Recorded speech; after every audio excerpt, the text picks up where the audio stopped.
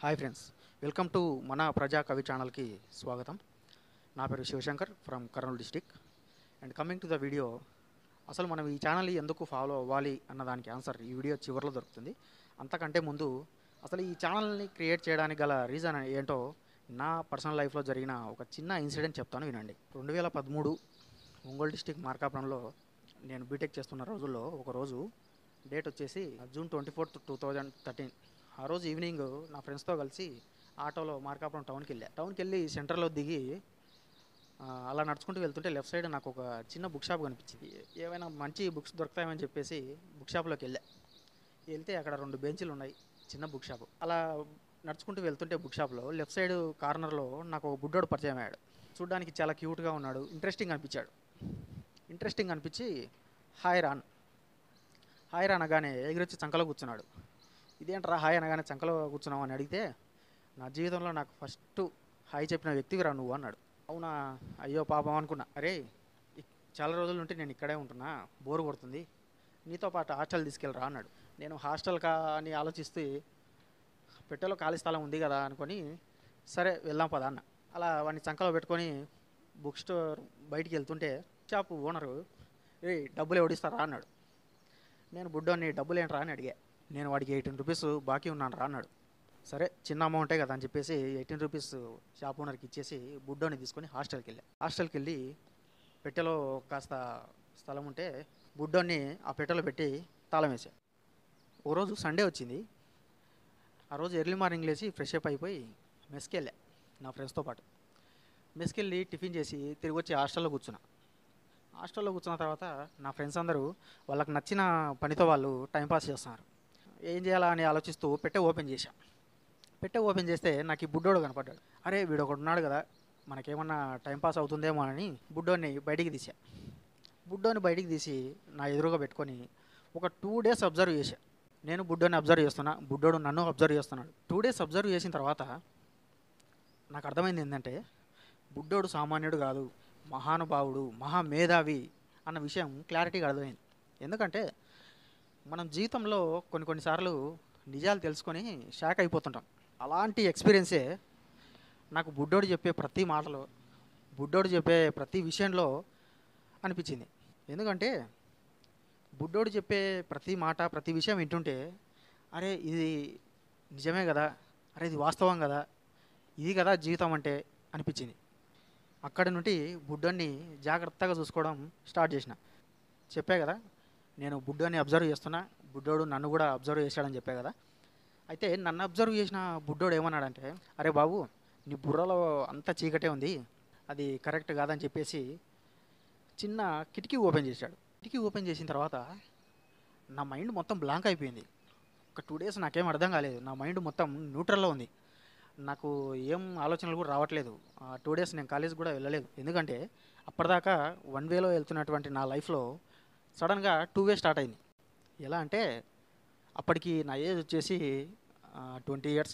అప్పటి వరకు ఏంటంటే రెగ్యులర్గా మార్నింగ్ లేవడం, మెస్కి వెళ్ళడం, ఫ్రెష్ అప్ అవ్వడం, కాలేజీకి వెళ్ళడం, మళ్ళీ తిరిగి రావడం, అలా రొటీన్గా ఉండే నా లైఫ్లో సడన్గా ఒక వాస్తవిక జీవితం అనేది సెకండ్ వే తీసుకుంది. అప్పటి నుండి రెగ్యులర్గా కాలేజీకి వెళ్ళడం, ఎప్పుడైనా హాలిడేస్ లేదంటే సండేస్ వచ్చినప్పుడు ఈ యొక్క రియాలిటీ, లైఫ్ యొక్క రియాలిటీ ఏంటనేది తెలుసుకోవడం స్టార్ట్ చేసిన.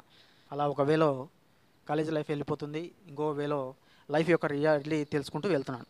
అలా 2-3 years కంప్లీట్ అయిన తర్వాత నా బీటెక్ కంప్లీట్ అయిపోయింది. బీటెక్ కంప్లీట్ అయిపోయిన తర్వాత జాబ్ సర్చింగ్ కోసం హైదరాబాద్కి వెళ్ళా. జాబ్ సర్చింగ్ కోసం హైదరాబాద్ వచ్చిన నేను ఆటోక్యాడ్ ట్రైనింగ్ కోసం వనస్థలీపురం వెళ్ళి ఒకరోజు ట్రైనింగ్ కంప్లీట్ చేసుకొని ఈవినింగ్ ఇంటికి రిటర్న్ అయ్యే టైంలో నాకు గణేష్ టెంపుల్ దగ్గర ఒక పెద్ద బుక్ షాప్ కనపడింది. బుక్ షాప్ చూడగానే నాకు హాస్టల్లో బుడ్డోడు చెప్పిన మాటలు లేదంటే బుడ్డోడు చెప్పిన విషయాలు గుర్తొచ్చి వాటికి సంబంధించిన బుక్స్ ఏమైనా దొరుకుతాయేమో అని చెప్పి బుక్ షాప్ లోపలికి వెళ్తే నాకు పెద్దోడు కనిపించాడు. బాగా దిట్టంగా ఉన్నాడు, హైట్గా ఉన్నాడు. పెద్దోడు నన్ను చూసి హాయ్ రా అన్నాడు. నేను షాక్ అయ్యా. హాయ్ అంటూనే ఎవరు నువ్వు అన్న. పెద్దోడు బుడ్డోడిని చూసి, ఎరా బుడ్డోడా చెప్పలేదా నా గురించి అన్నాడు. అంటే లేదన్న చెప్పా, మనోడు ఏజ్లో ఉన్నాడు కదా, మర్చిపోయినట్టున్నాడు అన్నాడు. సరేలే మీ సోది నాకెందుకు కానీ, నేను ఇక్కడ ఉంటే నన్ను ఎవడో గుర్తించట్లేదు, నన్ను కాస్త బయట ప్రపంచానికి పరిచయం చేయరా బాబు అన్నాడు. సరే ఇంట్లో ఎలాగో ఖాళీ స్థలం ఉంది కదా, తీసుకెళ్తే నాకు ఉపయోగపడతాడని చెప్పేసి సరే వచ్చాయన్న. తీరా వెళ్తూ ఉంటే ఒరే కాస్త ఆగరా అన్నాడు పెద్దోడు. ఏంటో చెప్పు అన్న. నాకు ఈ 6 నెలలు ఇక్కడ ఉన్నందుకు షాప్ వాడికి రెంట్ ఇవ్వాలరా, 350 రూపాయలు అవుతుంది అన్నాడు. సరే అయిపోయింది అని చెప్పేసి ఆ 350 రూపాయలు షాప్ వాడికి ఇచ్చి ఆ పెద్దోడిని తీసుకొని ఇంటికి వెళ్ళా. ఇంటికి వెళ్ళిన తర్వాత ఒకరోజు సాయంత్రం ఖాళీ టైంలో పెద్దోడిని తీసుకొని మేడ మీదకి వెళ్ళా. మేడ మీదకి వెళ్ళి పెద్దోడిని ఎదురుగా కూర్చోబెట్టుకొని అడిగా, ఇప్పుడు చెప్పు స్వామి, అసలు నువ్వెవరు, నీది ఏ ఊరు, అసలు నీ కథ ఏంది అని అడిగా. అడిగితే నాకు ఇప్పుడు చెప్పే ఓపిక లేదు కానీ నువ్వు చెప్పరా బుడ్డోడా అన్నాడు. అప్పుడు బుడ్డోడు పెద్దోడి గురించి చెప్పడం స్టార్ట్ చేశాడు. అసలు పెద్దోడు ఎవరు, పెద్దోడిది ఏ ఊరు, సమాజం గురించి పెద్దోడు ఏమన్నాడు, సమాజం పెద్దోడికి ఇచ్చిన విలువేంటి, అంత రిచ్ లైఫ్ లీడ్ చేసిన పెద్దోడు ఈరోజు ఇలా ఒంటరిగా మిగిలిపోవడానికి కారణం ఎవరు, పెద్దోడు జీవితంలో చేసిన అద్భుతాలు ఏంటి, ఇలా పెద్దోడి గురించి ఎన్నో విషయాలు బుడ్డోడి నుంచి తెలుసుకున్న తర్వాత అతనితో ఫ్రెండ్షిప్ చేయడం స్టార్ట్ చేసిన. ఫ్రెండ్షిప్ చేసిన తర్వాత పెద్దోడు నాకు ఎన్నో కొత్త విషయాలను, ఎన్నో మంచి విషయాలను, జీవితంలో జరిగే ప్రతి సంఘటనలోని వాస్తవాలను చూపిస్తూ అలా ఒక కొత్త ప్రపంచంలోకి తీసుకెళ్ళాడు నన్ను. ఆ విధంగా ఒక 10 రోజులు గడిచిన తర్వాత పెద్దోడు చెప్పే విషయాలను విని నాకు భయం వేసింది. ఎందుకంటే పెద్దోడు చెప్పే విషయాలను వింటే భవిష్యత్తులో నేను ముందుకెళ్ళలేనని, లేదంటే నేను అనుకున్నది ఫ్యూచర్లో సాధించలేనేమోనని భయం వేసింది. నా జీవితం ఇక్కడతో ఆగిపోతుందేమోనని డౌట్ వచ్చి పెద్దోడితో ఫ్రెండ్షిప్ స్టాప్ చేశా. ఇలా పెద్దోడి గురించి ఎన్నో విషయాలు బుడ్డోడి నుంచి తెలుసుకున్న తర్వాత పెద్దోడి మీద రెస్పెక్ట్ పెరిగింది, అభిమానం పెరిగింది. అప్పుడు అనుకున్నా, నువ్వు చెప్పింది కరెక్టే పెద్దోడా, నిన్ను బయట ప్రపంచానికి పరిచయం చేయాల్సిందే అనుకున్నా. అలా అనుకున్న తర్వాత పెద్దోడికి మాటిచ్చా, అరే పెద్దోడా, నేను పోయేలోపు నేను ప్రపంచానికి పరిచయం చేసే పోతా అని పెద్దోడికి మాటిచ్చా. అలా మాటిచ్చిన తర్వాత నా కుటుంబ పరిస్థితుల వల్ల పెద్దోడిని ప్రపంచానికి పరిచయం చేయడం చాలా ఆలస్యమైంది. అప్పటికి నేను పెద్దోడి గురించి యూట్యూబ్లో కానీ గూగుల్లో కానీ సెర్చ్ చేస్తున్నా. అంటే ఇంత గొప్ప వ్యక్తి గురించి ఆల్రెడీ ఎవరన్నా పూర్తి స్థాయిలో చెప్పారేమో అని చెప్పి చాలా సెర్చ్ చేయడం జరిగింది. కానీ నాకు ఎక్కడ అతని గురించిన పూర్తి ఇన్ఫర్మేషన్ కానీ యూట్యూబ్లో కానీ గూగుల్లో కానీ లేదు. సో ఇక ఆలస్యం చేయడం మంచిది కాదని చెప్పేసి ఎలాగైనా ఇటువంటి గొప్ప వ్యక్తిని, ఇటువంటి మహానీయుడిని ఎలాగైనా ప్రపంచానికి పరిచయం చేయాలి అనే ఉద్దేశంతో ఈ ఛానల్ క్రియేట్ చేయడం జరిగింది. అప్పుడెప్పుడో నా చిన్నప్పుడు స్కూల్ బుక్స్లో పెద్దోడి గురించి చదవడం జరిగింది. రోజులు గడిచే కొద్దీ ఇంకా ఎక్కువ ఇన్ఫర్మేషన్ దొరుకుతుందేమో అని చెప్పి ఈరోజు బుక్కులు చెక్ చేస్తే అసలు ఆ పెద్దోడి పేరే కనిపించట్లేదు బుక్కుల్లో. ఇప్పుడు అనుకున్నా, ప్రపంచం మొత్తం మెచ్చిన పెద్దోడు నెక్స్ట్ జనరేషన్కి తెలియకుండా పోతాడేమో అన్న భయంతో ఈ ఛానల్ క్రియేట్ చేయడం జరిగింది. సో మీ అందరూ కూడా పెద్దోడు చెప్పే విషయాలను, అలాగే జీవితంలోని వాస్తవాలను ఈ యొక్క మన ప్రజాకవి ఛానల్ను ఫాలో అవుతూ తెలుసుకుంటారని ఆశిస్తున్నాను. స్టోరీ బాగానే ఉంది కానీ అసలు బుడ్డోడెవరు పెద్దోడెవరు అన్న డౌట్ మీకు ఉండే ఉంటుంది.